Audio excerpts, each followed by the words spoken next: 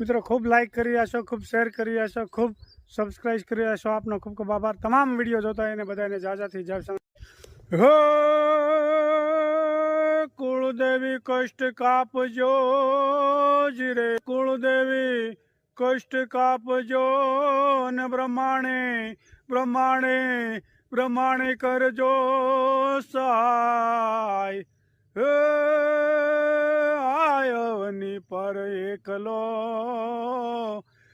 રે મારે તારો છે મારે આધાર। જય સ્વામિનારાયણ। દાદા હો દીકરી, દાદા હો દીકરી, વાગડમાં નવદે જોરે સઈ, વાગડની વાઢિયારી સાસુ દોયલી રે।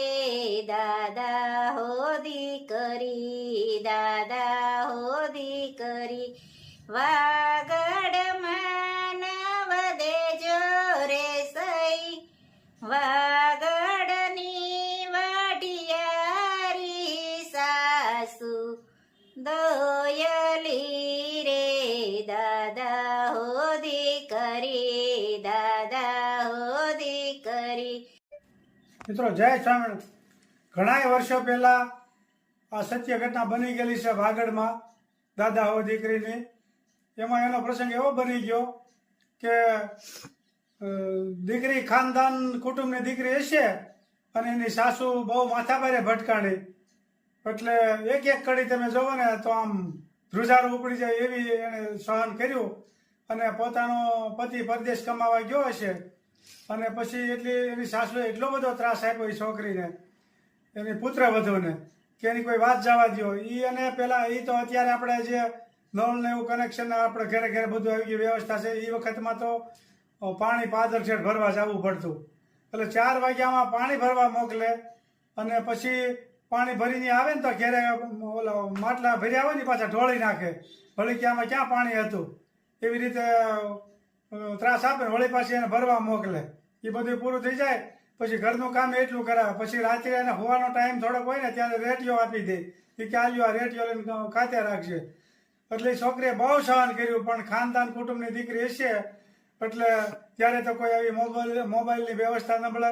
એનો પતિ આજ આવે કાલ આવે, આજ આવે કાલ આવે એમ કરી કરતા કરતા ધીરજ ખૂટી ગઈ અને છેવટ એ દીકરી કૂવામાં પડીને આત્મહત્યા કરી। આ સત્ય ઘટના વાગડમાં બની ગઈ છે। અત્યારે જો કે વાગડના લોકો સુધરી ગયા છે અને એ તો એકાદું આવું બની ગયું હોય, પણ આ તો પ્રસંગ બની ગયો હોય તો ગવાણા કરતા હોય, નકર વાગડના લોકો હવે તો એમાં હોય નહીં બધે, હવે તો ઘણી જગ્યાએ બનતું હોય, પણ આ જે ઇતિહાસમાં નામ ચડી ગયો ને એ પછી વર્ષો સુધી ગવાણા જ કરે, એ પાછું બંધ ન થાય। એટલે આ એક વ્યક્તિ આવી નબળી થઈ ગઈ ને તો આખા સમાજની પથારી ફેરવી હતી। એટલે વાગડમાં એવી સત્ય ઘટના બની ગઈ છે। ખાનદાન કુટુંબની દીકરીએ એનો જીવ આપી દીધો ને ત્યાં સુધી એવી અકોણી હાવું ભટકાણી હતી, હડકાયા કૂતરા જેવી, સુધરી જ નહીં ઠેઠ સુધી, અને છેવટે છોકરીએ જીવ આપી દીધો એની પુત્ર વધુએ। આવી સત્ય ઘટના બની ગઈ છે। જય જય સ્વામિનારાયણ। અમારા બાજુમાં બે ગયા છે, રેસીપી નહીં બતાવી ભાઈ, દાળ ભાત શાક મગનું। હા જય સ્વામિનારાયણ। અહીંયા પણ જમણવાર ચાલુ થઈ ગયો છે। જમણવાર તો ચાલુ થઈ જાય ને બપોર થાય 12 વાગી ગયા, જમવું તો પડે। અહીંયા પણ જમણવાર ચાલુ થઈ ગયો છે। મરચું દાળ ને મગનું શાક ને રોટલી ને भात खाना खा हो गया शुरू।